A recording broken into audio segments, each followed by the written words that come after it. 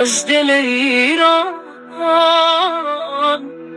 برای تو غروب.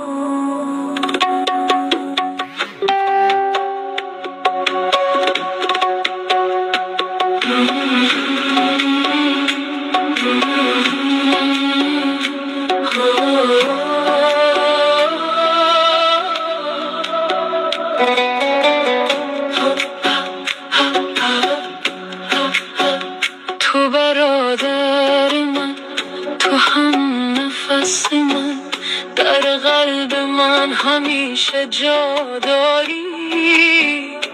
تو صرف همسایه نہیں، تو عزت ہے، تو پیار ہے.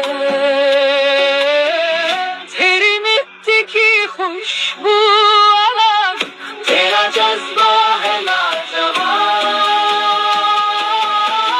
پاکستان ایک تو فخر ہے، دل سے نکلی یہ صدا ہے. ایران سے ایک پیغام، تو ہم سب کا ارمان ہے. پاکستان ایک تو روشن ہے، ایمان تیرا پہچان ہے. سرحد دور سہی لیکن تو دل کے قریب جان ہے.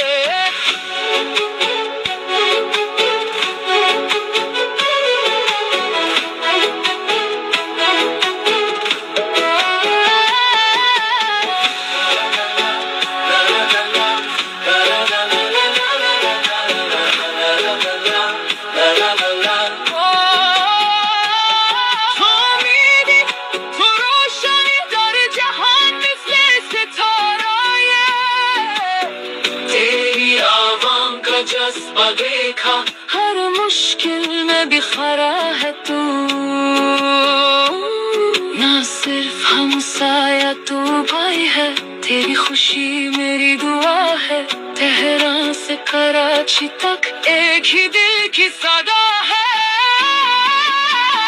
पाकिस्तान एक तू फख्र है, ईरान का तू प्यार है. दोनों मिलके लिखेंगे एक नया इतिहास. पाकिस्तान एक तो नूर है, दुनिया के लिए जरूर है. ईरान के दिल से निकला